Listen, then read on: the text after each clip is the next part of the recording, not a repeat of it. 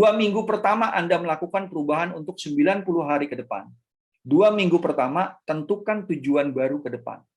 Target dan tujuan ke depan sesuaikan dengan kondisi peluang baru, itu seperti apa? Saya analogikan seperti ini. Problem versus opportunity. Banyak orang merasa kondisi saat ini problem. Ya, tapi ada yang merasakan bahwa kondisi saat ini adalah sebuah opportunity.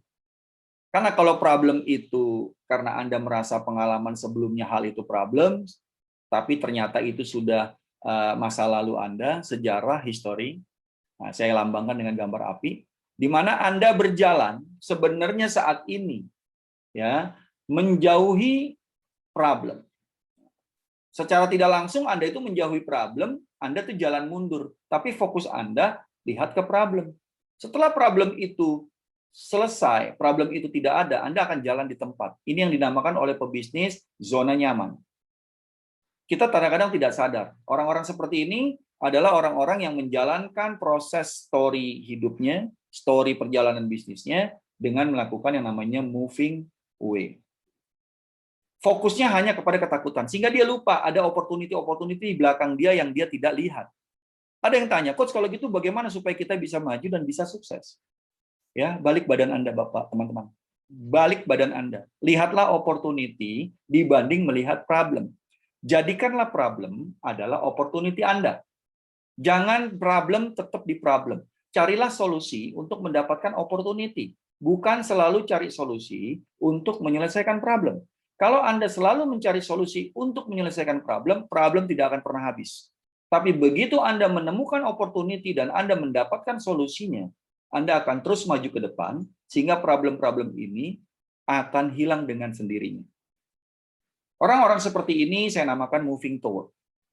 Lihatlah apa yang Anda bisa lakukan. Pikirkanlah apa yang bisa Anda lakukan. Jangan sibuk berpikir apa yang tidak bisa Anda lakukan. Jangan sibuk melihat sesuatu yang menjadi problem.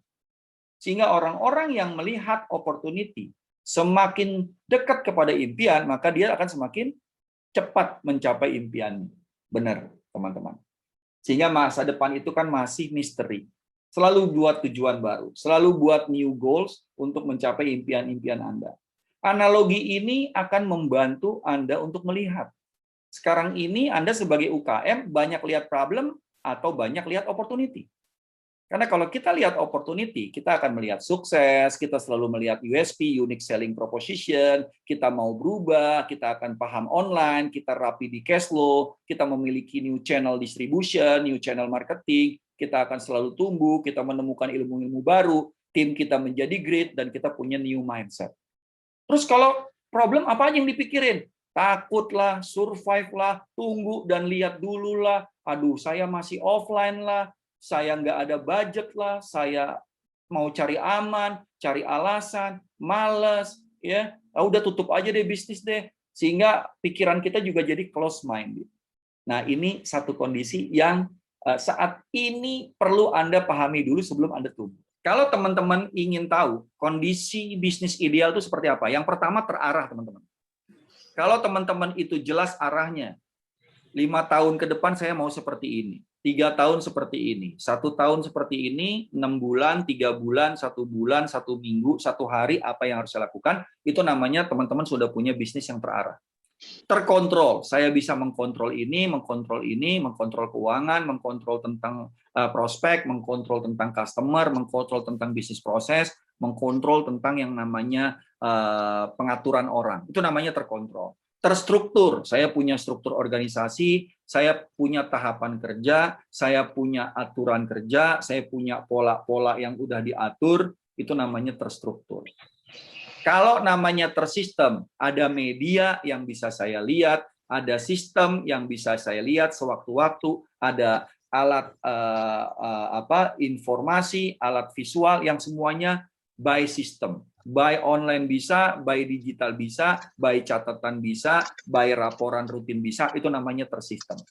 Kalau yang namanya terukur, ya, ada yang namanya ukuran kerja, ada yang namanya ukuran hasil, ada yang namanya ukuran pencapaian kinerja kerja.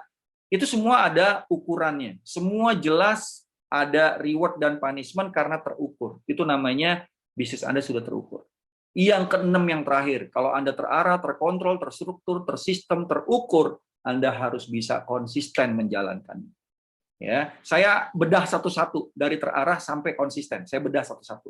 Tapi ini masing-masing ini nanti sesinya bisa dalam satu sesi coaching 2-3 jam. Kalau kita bicara terarah aja, teman-teman akan belajar bagaimana membuat arah bisnis yang benar-benar terstruktur. Coach, saya bisnisnya UKM banget, Coach. Saya cuma jual rempeyek, saya cuma jual sistik. Enggak apa-apa. Saya pernah bantu rempeyek go internasional kok. Saya pernah bantu keripik pisang diekspor ke Thailand. Ya, kalau teman-teman tahu yang namanya Zanana Chip, itu klien saya. Ya, omsetnya pernah 1 miliar, sekarang turun lagi karena pandemi, tapi dia naik lagi bertahap untuk mencapai target yang dia tetapkan di awal. Oke, saya masuk. Pertama, terarah. Big goal to action flowchart. Nah, ini flowchart simple, teman-teman. Teman-teman jangan khawatir, nanti saya akan share video ini ke grup teman-teman, bisa dilihat setiap waktu. Jadi tinggal catat aja kata-kata yang memang mungkin tidak ada di visual, ya, apa yang saya katakan. Kenapa visi misi teman-teman itu dan nilai atau value company atau value perusahaan perlu dibuat dari awal? Karena visi misi dan value ini adalah sebuah guidance, sebuah target besar, strategik besar yang akan membuat bisnis Anda terus tumbuh.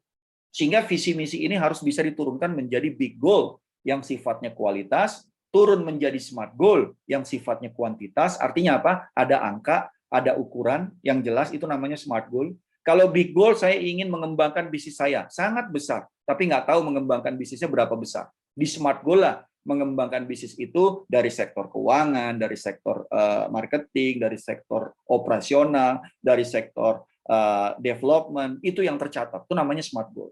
Setelah kita tahu big goal dan smart goal, kita harus tahu bagaimana strateginya. Jadi turunannya smart goal adalah strategi A untuk dapetin smart goal A. Strategi B pendukung untuk dapat smart goal B. Jadi strategi ini bisa banyak cara untuk mendapatkan satu smart goal. Satu strategi ada action step-nya. Disinilah kita mengatur prioritas. Sehingga big goal, smart goal, strategi dan action step ini menciptakan hasil. Di mana yang garis putus-putus biru itu adalah action plan yang harus dibuat.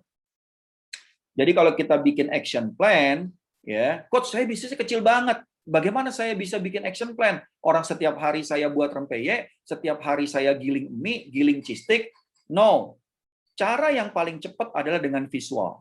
Nanti saya jelasin visual seperti apa, Anda bisa tetap terstruktur, tapi Anda tetap bisa bekerja dengan tersistem. Ya, ini cara paling simpel sebenarnya. Action plan itu adalah ada siapa yang melakukan, apa yang akan dilakukan, kapan mulai, dan kapan selesai. Jadi, who, does what, by when. Ini yang harus ada di action plan Anda. Ini simple kok. Kenapa kita susah buatnya? Karena kita tidak terbiasa. Kenapa kita tidak pernah membuatnya? Karena kita merasa tidak penting. Akhirnya kita tunda-tunda terus, akhirnya seumur hidup kita jadi UKM.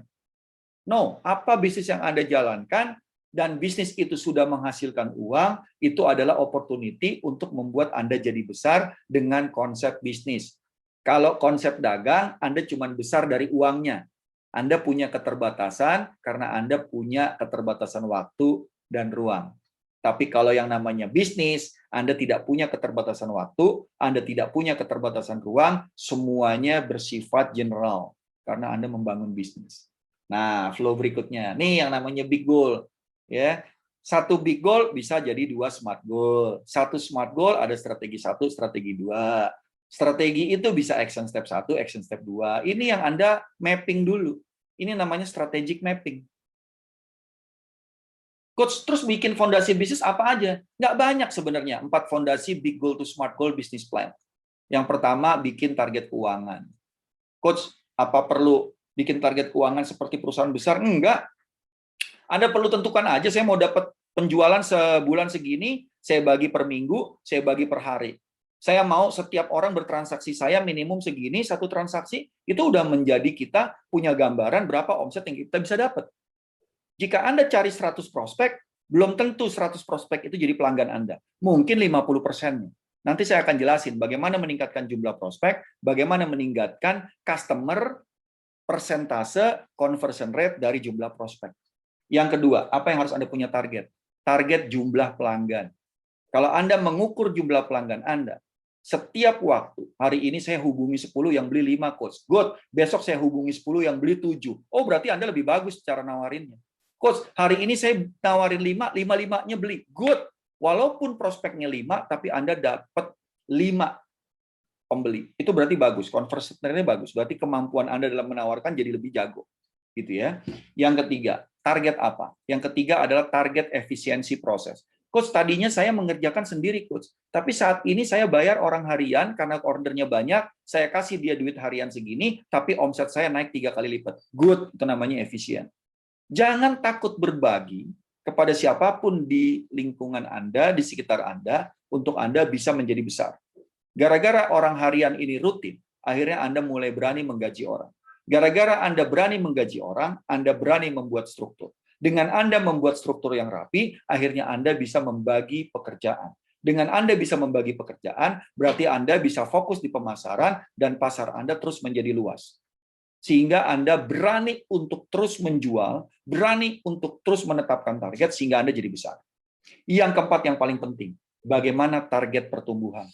Cuma 4 ini aja sebenarnya teman-teman. Cuma 4 ini yang harus teman-teman perhatikan untuk teman-teman bikin fondasi yang kuat. Target keuangan jelas, target jumlah pelanggan jelas, target efisiensi proses, target pertumbuhan jelas. Bikin bisnis plan, sehingga bisnis plan kita ya yang 5 tahun, 10 tahun ke depan itu bisa kita turunkan menjadi 1 year action plan. 1 year action plan kita buat 4 kali 90 hari.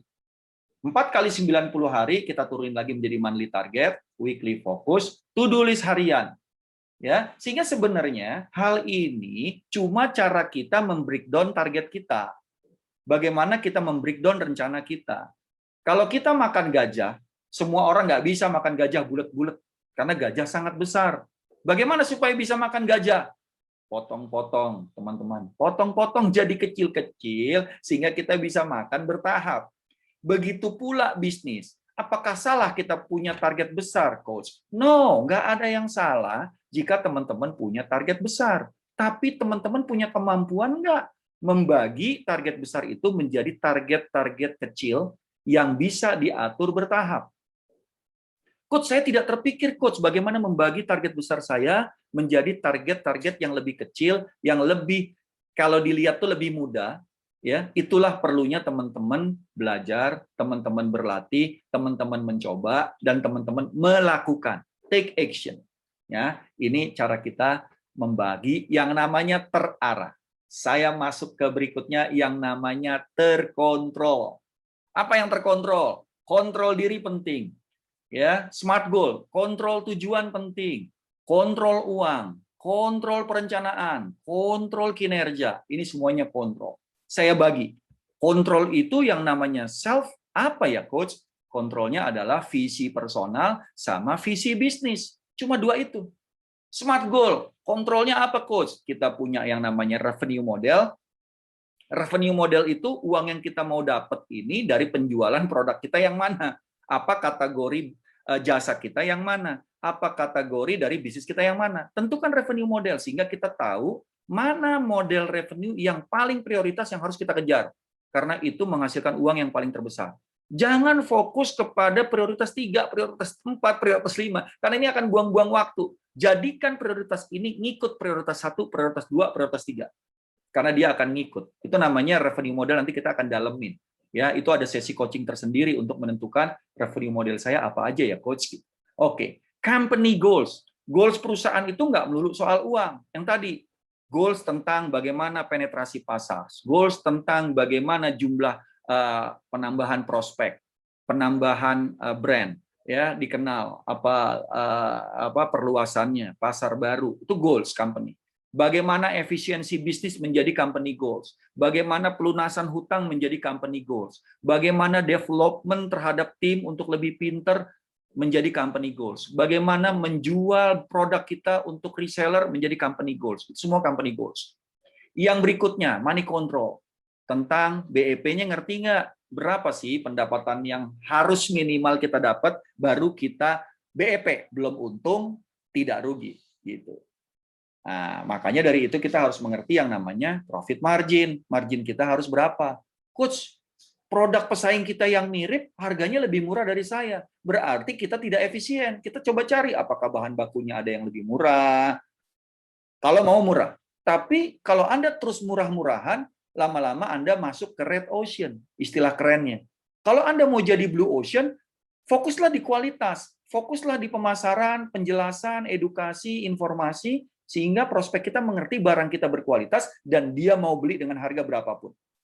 Itu yang mungkin Anda harus lakukan saat ini. Anda nggak bisa jual di marketplace, main banting-bantingan harga. Ya sama aja Anda kerja sosial. Ya ngapain sibuk-sibuk kerja kalau duitnya nggak ada? Ya mungkin cistiknya Bu Mirda lebih enak, tapi tidak lebih murah. Enak, kualitasnya bagus, bahan bakunya kualitas, harganya mahal. Nggak apa-apa, orang beli. Makanya saya selalu bilang sama teman-teman saya, kalau kamu beli produk teman kamu, jangan nawar. Belilah produk teman kamu. Jangan kamu selalu bilang, harga teman berapa? Aduh, bayar, udah nggak perlu nawar. Bayar, beli produk teman kamu. Karena teman kamu akan jadi besar karena kamu. Itu yang harus kita ambil, satu energinya, satu kondisinya, buat kita sama-sama membangun. Ini kadang-kadang kita belanja sama teman minta harga khusus, harga spesial. Sehingga teman kita jadi khawatir kalau berbisnis sama temannya. Karena dia tidak bisa dapat untung yang besar. Kasih dia keuntungan besar. Oke, karena dia apa? Dia perlu tumbuh. Begitu dia tumbuh, kita juga akan ikut menikmati teman-teman. Ya, oke, saya lanjut lagi. Apalagi di dalam money control, perlu ngerti financial report. Tidak harus seperti perusahaan besar. Tapi ngerti keuntungan saya bulan ini segini, biaya saya segini, sehingga saya harus cadangin modal untuk modal kerja bulan berikutnya. Ini namanya UKM. Walaupun istilahnya di sini sangat keren, seperti bisnis menengah ke atas, tapi Anda, bisnis menengah ke bawah, harus ngerti. Karena kalau target Anda ingin menjadi besar, Anda harus ngerti beberapa hal yang saya sampaikan. Oke. Planning control, ya tentang time management, pengaturan waktu.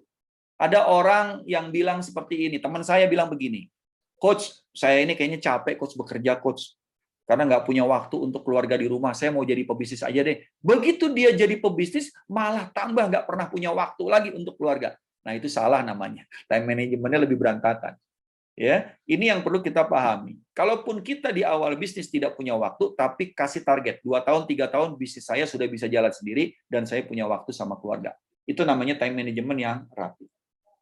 Business plan, itu juga planning control. Delegation, ya delegation itu bagaimana kita membagi kerja kepada tim kita. Performance control apa aja coach? Ada quality-nya bagaimana, delivery-nya bagaimana, workflow-nya bagaimana gitu ya. Sampai kepada service excellence-nya bagaimana. Nah, ini yang kita lakukan di minggu 1, minggu kedua, menentukan arah tujuan perusahaan. Punya arah yang jelas tapi nggak punya kontrol, sama aja bohong. Ya, Anda tidak punya kontrol, berarti Anda menyepelekan yang namanya kualitas. Anda besarkan pasar Anda, semakin parah pasar Anda karena Anda tidak menjaga kualitas. Jadi orang semakin banyak tahu Anda tidak berkualitas. Itu yang bahaya. Jadi antara arah dan kontrol itu perlu Anda pastikan Anda berada di kondisi itu dalam kondisi yang benar-benar bisa Anda pantau setiap waktu. Itu namanya terkontrol.